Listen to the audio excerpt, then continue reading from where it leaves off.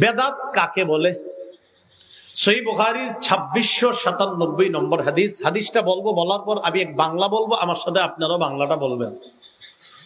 আন আয়েশা সিদ্দিকাহ রাদিয়াল্লাহু তাআলা আনহা قالت قال رسول الله صلى الله عليه وسلم من احدث في امرنا هذا ما ليس فيه فهو رد।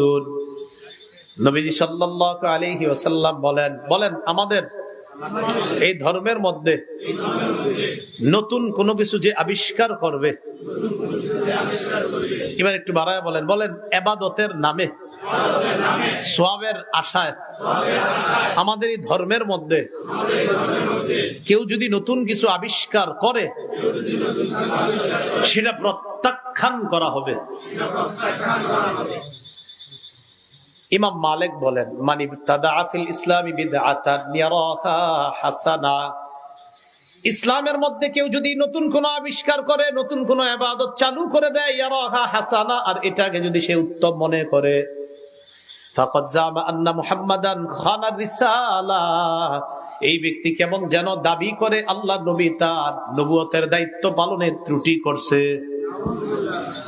নবীজি কমপ্লিট ধর্ম রাইখা গেছে। সূরা মাইদার 3 নম্বর আয়াত আরাফার ময়দানে আল্লাহ নাজিল করে দিলেন, আল-ইয়াউমা আকমালতু লাকুম দীনাকুম, আজকে আমি তোমাদের জন্য ধর্ম পরিপূর্ণ করে দিলাম। এই পরিপূর্ণ ধর্ম নবী রাইখা গেছে।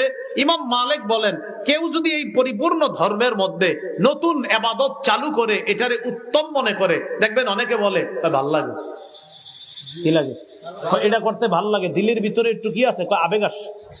বেদাত কাজ যতই আবেগ আসুক, মনে রাখবেন বেদাতি কর্মকাণ্ড যতই আবেগ সৃষ্টি করুক আপনার দিলের মধ্যে, ইমাম মালিক বলেন তুমি কেমন যেন বলতে চাও মুহাম্মদ সাল্লাল্লাহু আলাইহি সাল্লাম শরীয়ত পূর্ণ রাইখা যাইতে পারে নাই, এখন তুমি আসছো পূর্ণ করতে।